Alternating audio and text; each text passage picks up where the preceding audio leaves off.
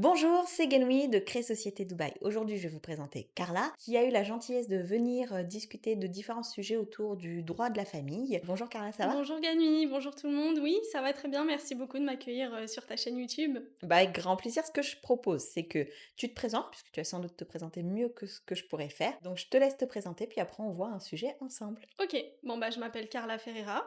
Donc moi j'ai fait mon parcours universitaire en France totalement. J'ai fait une licence de droit privé.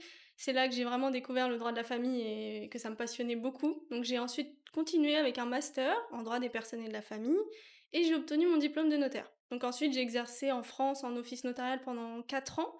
Et là, je suis arrivée aux Émirats Arabes Unis, à Dubaï, où j'exerce en tant que legal consultant. Merci beaucoup, du coup, Carla, pour ton introduction, pour ta présentation. Comme je le disais dans les précédentes vidéos, l'idée, c'est de traiter les sujets un par un pour pas que ça soit trop indigeste.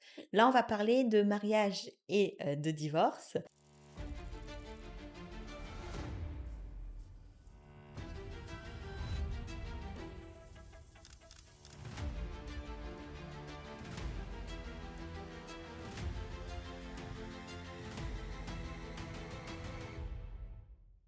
Lequel tu veux aborder en premier. De toute façon, c'est lié, donc comme tu veux, le mariage. Allez, Allez, on impeccable. Pour le commence mariage. positif. Question qui revient le plus souvent. Qu'est-ce que tu conseilles? Ou même s'il n'y a pas forcément de conseils, ça dépend beaucoup de la situation personnelle de la personne. Mais est-ce que je me marie en France? Est-ce que je me marie aux Émirats? Est-ce que je peux me marier aux Émirats? Est-ce qu'il y a des conditions type résidentielle pour se marier? Tu nous dis tout. Alors, du coup, si on parle de personnes qui ont la nationalité française, donc effectivement, le mariage en France, pas de souci. Ils viennent ici avec l'acte de mariage, légalisé, etc. On est tout bon. Ici, ils peuvent se marier au consulat de France, puisque du coup, il a la délégation de l'officier d'état civil, donc il peut marier notre consul, les personnes françaises. Donc vraiment, il n'y a pas de difficulté à ce niveau-là. La seule chose, encore une fois, sur laquelle pardon, je veux insister, c'est vraiment tout ce qui est relatif au régime matrimonial, la loi applicable, etc. Contrat de Vraiment, mariage? ouais, les contrats qu'on appelle prénuptiaux, si on veut traduire littéralement l'anglais, ou postnuptiaux, parce qu'encore une fois, en fait, tout ce qui est fait peut être modifié, hein. Donc, les personnes qui veulent se marier, voilà, je leur recommande vivement de consulter un juriste avant le mariage, vraiment, de se rendre avec son ou sa future épouse, de voilà, dire sans tabou en fait comment ils voient le mariage en lui-même et envisager du coup les cas de rupture, que ce soit par divorce encore une fois ou par décès parce que c'est vraiment important et ça crée vraiment des surprises hein, à ces moments-là et des situations vraiment un peu angoissantes et frustrantes aussi. Donc vraiment définir le régime matrimonial, la loi applicable et tout ce que ça implique en cas de rupture. Et encore une fois, s'il y a un projet d'expatriation et que le mariage a déjà été fait, ce n'est pas trop tard.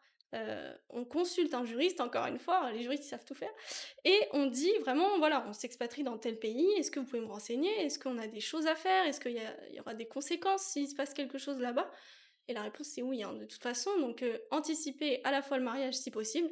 Si vous êtes déjà marié et que vous voulez vous expatrier, Bien sûr. on clarifie la situation et on adapte en fonction, quoi. Et puis alors peut-être j'ajoute, le mieux c'est quand même de consulter des juristes qui sont sur place aux Émirats, parce Ouais, que je pense que tu le sais aussi via ton expérience. Si on ouais, t'avait posé la question quand tu étais en France et que tu travaillais dans un cabinet en France, ouais. tu avais sans doute moins d'éléments pour répondre que maintenant que tu travailles dans un cabinet à Dubaï. Exactement, ouais, c'est ça. Non, encore une fois, c'est technique, donc vraiment, s'il y a la double compétence, c'est d'autant mieux. Donc n'hésitez pas effectivement à consulter des spécialistes dans Puis les 2. plus un juriste, entre guillemets, a vu les cas négatifs, tout ce qui s'est C'est mal ça, passé, plus il pourra conseiller pour que ça se passe bien. exactement. Petit rappel aussi, parce que moi j'ai des clients qui sont mariés, qui divorcent, et cetera. Pensez à faire le contrat quand vous êtes encore d'accord surtout, C'est ça, que vous vous exactement. entendez encore Oui, bien et n'attendez pas de justement parce qu'il y en a qui se réveillent qu'au moment où le oui, partenaire prononce le mot divorce et puis il y a plus c'est d'entente ça, possible.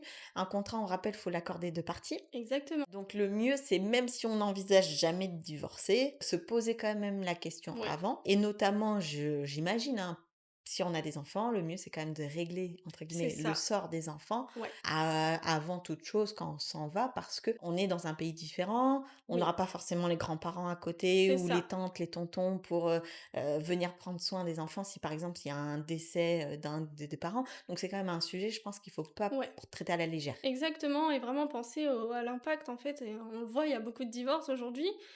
Beaucoup de divorces, oui, bah, c'est la génération qui fait que aussi, mais il faut que ce soit une génération maintenant qui pense à ça, qui anticipe vraiment tout et le notaire, il est là pour ça, le juriste, l'avocat, il est là pour ça, pour envisager aussi quand ça se passe mal. Donc c'est vrai que nous, on intervient beaucoup quand ça se passe mal, Bon, c'est notre métier, mais aussi, voilà, on fait des choses, positives qui rendent les gens heureux et cetera, mais c'est vrai que penser à tout ça, c'est vraiment hyper important. Est-ce que, pour me marier aux Émirats, je dois avoir un visa résident ou est-ce que je peux le faire en vacances? Alors, le mieux, c'est quand même d'être résident. Mmh. Maintenant, enfin, oui, dans tous les cas, c'est d'être résident. Maintenant, on voit toujours les gens aussi qui se marient aux 4 coins du monde, je vois des mariages à Las Vegas, aux Seychelles et cetera. Mais ce sont des mariages qui ne sont pas, civilement, reconnus, en fait, en France, hein, tout ça.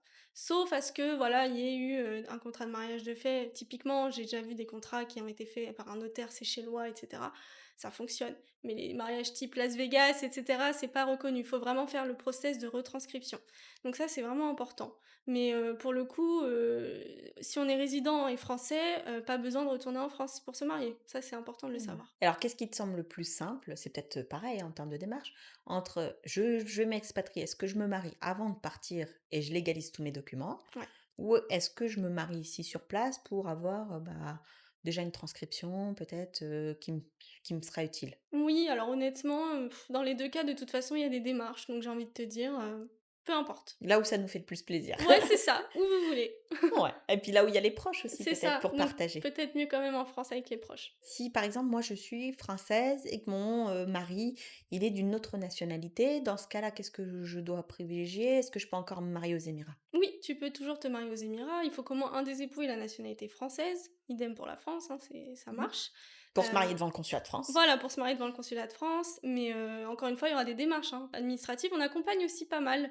Nous aussi, c'est vrai que je te l'ai pas trop dit tout à l'heure, mais on fait tout ce qui est reconnaissance, même, au niveau de tout ce qui est nationalité française pour obtenir la nationalité française. On fait aussi les démarches vraiment administratives, pas forcément aussi que du juridique, hein. Donc vraiment toutes ces démarches-là, nous, on a vraiment l'habitude, donc idem, les gens s'ils ont des questions, qu'ils n'hésitent pas parce que c'est vrai que parfois ça peut être un peu compliqué de gérer, vraiment toute cette partie-là, quoi. Bien sûr. En termes de documentation, c'est les mêmes papiers puisque finalement c'est le même pays, hein, Oui, devant le consulat de France c'est ou la ça, donc France, c'est ça. c'est le même pays. Ouais. Est-ce que du coup tu parlais des erreurs qui reviennent souvent, est-ce que tu peux nous citer quelques erreurs typiques qui sont tout le temps là? Moi, j'ai envie de te répondre déjà encore une fois, je suis redondante, mais l'absence de contrat de mariage, l'absence, pardon, de désignation de loi applicable. Nous, on rencontre beaucoup, en fait, dans nos divorces internationaux, vraiment, le cœur du sujet, c'est qui est compétent? Quelle est la loi applicable? Et en fait, tout ça, ça peut être anticipé. De toute façon, en fait, pour vraiment, si je dois faire un bilan, c'est que toute la complexité, elle est due à un manque d'anticipation. Ça rend toujours tout plus difficile. Donc vraiment, le manque d'anticipation, je dirais que c'est l'erreur numéro un, et ça concerne à la fois mariage, divorce et autant succession, testament, quoi. Qu'est-ce que tu réponds aux petits, malins, on va dire, si je dois dire comme ça, qui se disent, «Ah bah, je vais me marier à Dubaï, comme ça sera pas reconnu en France».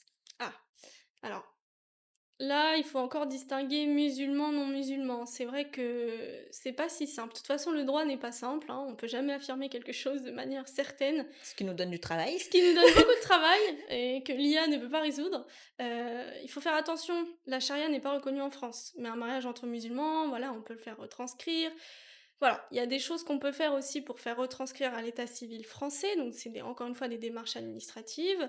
Maintenant, si on se marie ici devant le consul de France, évidemment que ce sera reconnu en France. Par contre, la loi applicable sans contrat de mariage, ce sera forcément la loi des Émirats. Donc il y a quand même un choix à faire Ouais, et c'est pas parce que on se marie en secret devant le consulat français, ce c'est qui m'a ça. déjà arrivé, hein, comme question, hein, on m'a posé, D'accord. que, c'est pas parce qu'on ne le dit pas à la France que la France est pas au courant. Ah Le non. consulat, ça reste la France. Exactement, ouais, ce sera le même process, donc transcription sur l'état civil du mariage, non, ils seront mariés, en France Ils seront aussi. mariés, mariés, Mariés, quoi, tout court, engagés, ouais, c'est ça. impeccable. On a parlé de contrat, mais on va parler maintenant de divorce. Ouais. En cas de divorce, déjà, est-ce que c'est rapide et facile? Est-ce que c'est compliqué? Comment ça se Alors, au niveau de la procédure locale, c'est complètement différent. Les délais, la procédure, les critères de décision, ça n'a rien à voir. Encore une fois, il faut jongler entre les 2. Nous, parfois, en fonction des dossiers, en fonction de du client qu'on représente, ça peut être plus intéressant de saisir en local. Ça peut être tout le contraire et plus intéressant de saisir en France. Le plus important, c'est de savoir qui est saisi en premier. Donc c'est vrai que ça doit toujours être fait dans un souci de rapidité, quand c'est des contextes un petit peu conflictuels où voilà, madame ou monsieur a peur que l'autre saisisse en premier, c'est vraiment de la stratégie. On a aussi toute la difficulté de on saisit en France, mais la France ne se reconnaît pas compétente. Donc là, du coup, il y a toute la partie, il faut justifier, voilà. On a beaucoup d'écriture, vraiment les divorces internationaux, c'est quand même, ouais, c'est ce qui nous prend vraiment le plus de temps, ce qui est aussi très intéressant pour ma part. J'apprends beaucoup de choses, à ce niveau-là, mais c'est pas que du droit, quoi, en fait. Il y a de la stratégie, il y a aussi, voilà, toutes ces questions-là, mais Et puis qui est le client finalement? voilà, Qui c'est ça. En fait, c'est ça. Mmh. C'est vraiment sur mesure. Mais je te dirais que vraiment la procédure en local n'a rien à voir. Ici, on peut être vraiment divorcé, en 1 ou 2 semaines, quoi. Ça n'a rien à voir. Est-ce que c'est 1 ou 2 semaines quand on est d'accord ou est-ce que c'est aussi 1 ou 2 semaines quand on n'est pas d'accord? Alors ici, il fonctionne beaucoup effectivement sur, l'amiable. C'est vraiment privilégié. Je pense qu'ici, ils aiment pas trop les conflits. Si on est d'accord, on peut être divorcé, ouais, en quelques semaines, hein, franchement, il y a une audience. Tout se fait en ligne, aujourd'hui. Il y a une audience, on recueille l'accord des époux et puis c'est fait, quoi. OK. En cas de désaccord, qui tranche? Alors en cas de désaccord, c'est toujours pareil, c'est une autre audience. Ici, ils ont tout un process aussi de médiation qui est assez long. On va dire qu'ils tentent le tout pour que les gens s'arrangent. Bah, Sauver parfois les ça meubles? marche pas. Voilà, c'est ça.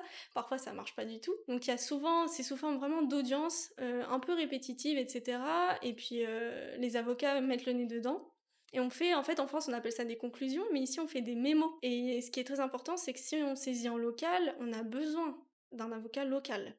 Nous, même les avocats, français ne peuvent pas plaider ici aux Émirats. Même en ayant légalisé les diplômes, hein? C'est ça. Même en ayant légalisé le diplôme, on laisse vraiment ça, voilà, c'est les locaux qui plaident, donc on a besoin d'eux et pareil, la culture du travail est différente, on travaille pas de la même manière.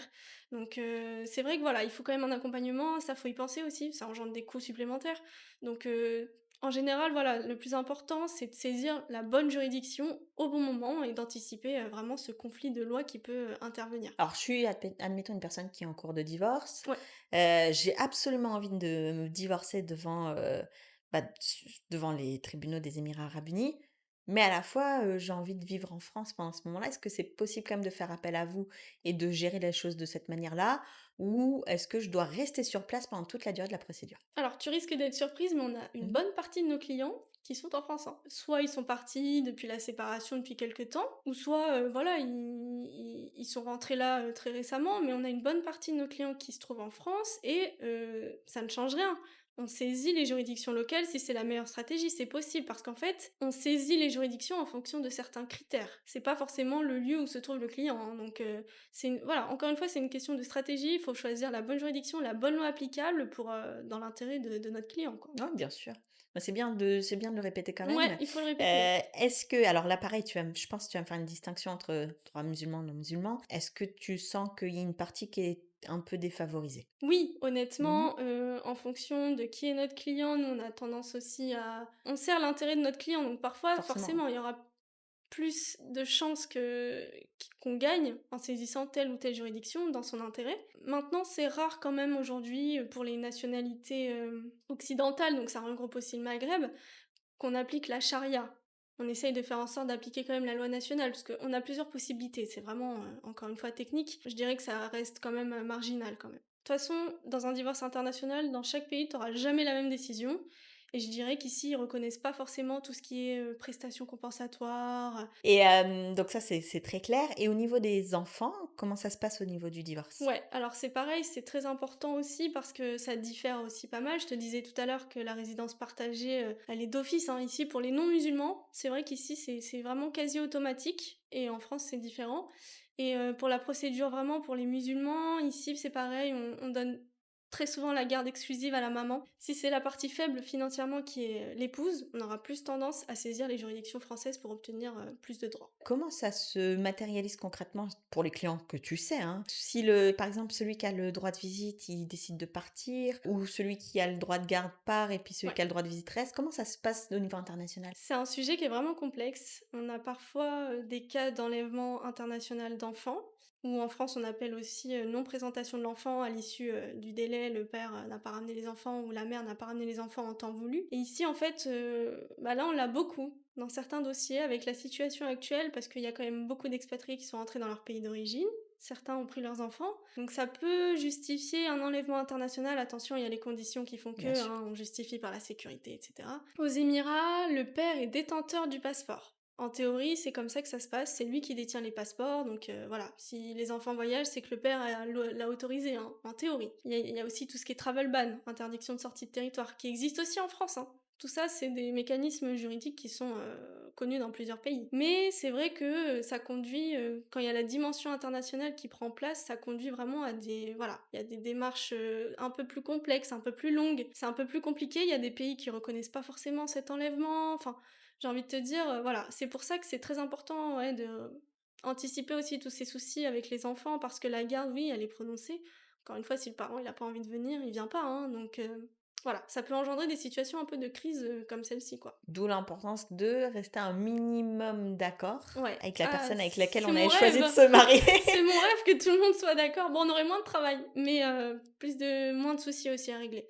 Là, je te dis, on a été vraiment confrontés à ça, dans des cas d'extrême urgence, des clients devaient prendre l'avion très tard le soir et puis en fait, on leur dit dans l'après-midi qu'il y a une interdiction de sortie de territoire avec les enfants, quoi. Et est-ce que, parce que là on parle des enfants, des parents et cetera, Ouais. mais est-ce que, quand il s'agit du droit de garde de l'enfant, est-ce que les Émirats arabes unis prennent en compte la volonté de l'enfant? Alors il y a des cas où l'enfant est auditionné. En France, on a aussi cette possibilité de l'auditionner quand il a atteint l'âge, suffisant, où il a le discernement nécessaire. Mais ici, aux Émirats, je pense pas que ce soit vraiment pris en compte. On peut toujours essayer de le faire, mais en général, c'est vrai qu'il est pas toujours auditionné, quoi. C'est-à-dire, toujours bien de rapporter, après que ça soit pris en compte ou pas, bah, c'est pas entre C'est guillemets, ça, c'est pas de votre ressort, hein, c'est ça. Et je te dis, ils ont mmh, vraiment des critères, pour les non-musulmans, c'est une résidence partagée. Pour les musulmans, la garde est exclusive, à la mère, quoi, en fait. Souvent, ils partent de ce postulat-là et c'est difficile, du coup, d'aller à l'encontre, à moins dans des cas, très, très graves, hein, j'entends. Est-ce que si tu devais nous faire un petit, résumé des erreurs à ne pas commettre lorsqu'on se marie puis qu'on divorce, Ouais. enfin vis-à-vis de ton expérience, au-delà des erreurs à ne pas commettre, peut-être, les risques principaux liés à ces erreurs? Alors déjà, dans un premier temps, c'est quand même le risque financier. Bon, bah, voilà, les des fois, on a des situations où il y a eu beaucoup de sacrifices de la part d'un ou de l'autre et en fait, ce sacrifice-là, bah, oui, une fois que le divorce est prononcé, on le retrouve pas, en fait, financièrement parlant. Oui, on n'a pas valorisé le fait qu'il a pas travaillé pendant des années, qu'il l'a suivi dans tous les pays, pour l'expatriation et cetera et cette personne-là qui n'a pas travaillé, n'a pas cotisé, n'a pas pu se constituer d'épargne et se retrouve, presque sans rien, en fait. Parce qu'encore une fois, les critères pour la prestation compensatoire et cetera, ce sont des critères, c'est objectif, mais voilà, ça tient compte aussi de la situation réelle à l'instant T. Bien sûr, bah, on est des humains, on n'est pas Voilà, c'est pas l'intelligence artificielle ou les c'est robots ça, donc. c'est ça et parfois, c'est vrai que c'est pas forcément le montant qui était espéré et voulu, hein. Le juge, il voilà, c'est discrétionnaire. C'est vraiment ça, c'est voilà, moi je vais pas dire, travaillez pour vous constituer une épargne, c'est le choix du couple, mais c'est vrai qu'il faut anticiper tout ça parce qu'à la fin, voilà, on se retrouve sans rien, on n'est plus en couple, à part la pension alimentaire pour les enfants, le l'ex-époux ne te doit plus rien, quoi. Ouais, c'est un petit peu bah, il y Ce a qui pas est mal de normal, pays qui hein? sont comme ça aussi, Ouais, dans ce le qui est monde, normal, mais bon, mais si on souhaite pas subir cela, faut faire les démarches avant et pas attendre le ouais, moment du divorce c'est ça et pour surtout le dans les faire. cas de séparation de biens, encore une fois, les comptes bancaires, tout le monde nous dit et ça je l'entends tout le temps: «Ouais, mais non, c'est un compte, joint». Oui, mais vous êtes en séparation de biens, alors si c'est un compte joint, d'accord, mais il est ouvert au nom de qui? Bah, de mon mari. La question, elle semble se poser souvent, est-ce que ça existe une consultation de: «Quel est mon régime matrimonial?» Ah oui, bah, oui, ça Mmh. existe. Oui, oui et je pense qu'il faut davantage, le faire. Nous, c'est vrai que les clients, en général, voilà, ne nous disent pas, hein. Encore une fois, c'est vraiment de l'analyse. On détermine les critères, on reprend la loi. Parfois, c'est un peu plus complexe, tu vois? C'est pas juste la loi de la première résidence. Non, des fois, il y a d'autres critères, il y a eu des changements aussi. Depuis, l'entrée en vigueur de plein de réformes et cetera, les critères ont changé au fur et à mesure des années. Donc quand tu tombes sur un mariage qui est récent, depuis 2019 par exemple, c'est pas la même chose, tu vois? Un mariage qui date de 92, voilà, c'est encore une fois une analyse juridique complète qu'il faut faire par un juriste pour ensuite déterminer les conséquences. En fait, les gens viennent sans savoir en fait ce qui se passera au moment du divorce, tu vois? En Bien sûr. général, en général. Et alors, si demain, moi, je veux une consultation autour de soit mariage, soit divorce, Ouais. tu me conseilles de venir avec quel type de papier? Pour être bien préparée, pour pouvoir répondre à tes questions? Alors déjà l'acte de mariage dans un premier temps, puisque là-dessus on voit si un contrat a été Mmh. fait. Si un contrat qui a été fait, normalement on a le C'est nom du mentionné? notaire, voilà, c'est mentionné, on peut le lire, c'est très important de le lire parce qu'il y a des clauses qui se voilà, par-ci par-là. Le livret de famille, de toute façon, bon ça c'est logique, mais nous ce qu'on demande aussi, c'est la preuve de tous les avoirs. Et ici aux Émirats, ce qui est compliqué, c'est qu'il n'y a pas de transparence fiscale, on n'a pas de déclaration d'impôts, on n'a vraiment pas de revenus à déclarer en fait. Et c'est vrai que voilà, les époux peuvent facilement se cacher un certain patrimoine, que ce soit ici ou à l'étranger, ouvrir des comptes et cetera, sans les déclarer nulle part. C'est vrai que parfois du coup, on peut-être qu'on passe à côté de certaines choses sans le savoir, mais en fait Bien sûr. on ne peut pas. Bah, de toute manière, vous pouvez pas deviner ce qui est C'est caché. ça, On peut toujours chercher, mais c'est pas un on va dire, c'est pas un crime ici aux Émirats d'avoir un compte dont on n'a pas parlé au c'est ça. conjoint. L'État n'est pas regardant du moment que c'est pas une activité professionnelle qui a besoin d'avoir une licence, une C'est création ça, de société et qui doit payer des impôts sur les sociétés. Donc dès que ça devient personnel c'est finalement, ça. c'est de l'ordre vraiment de l'intime et bah, est-ce qu'on partage, est-ce qu'on partage pas avec son conjoint? C'est une autre histoire aussi. Ouais, Ça a été assez complet pour éviter de faire une vidéo trop longue. Ceux qui ont des questions, ils les mettront en commentaire. oui, L'idée des commentaires, c'est pas de faire des consultations parce que sur la base d'un commentaire, on ne peut pas faire des consultations et c'est cetera. ça. Je mettrai en description le nom de ton Ouais, cabinet et bah, les informations que tu jugeras utiles pour que les gens puissent te contacter directement. L'idée étant d'avoir une vraie analyse. Mais ça. s'il y a des questions d'ordre général qui peuvent être Oui, traitées en vidéo, bah, tu reviendras. avec plaisir. Tu vu, j'étais déjà, j'ai déjà anticipé et puis sur ce, bah, je vous souhaite le meilleur et puis je vous dis à très dans une prochaine vidéo. Merci, bonne journée à tous. À bientôt.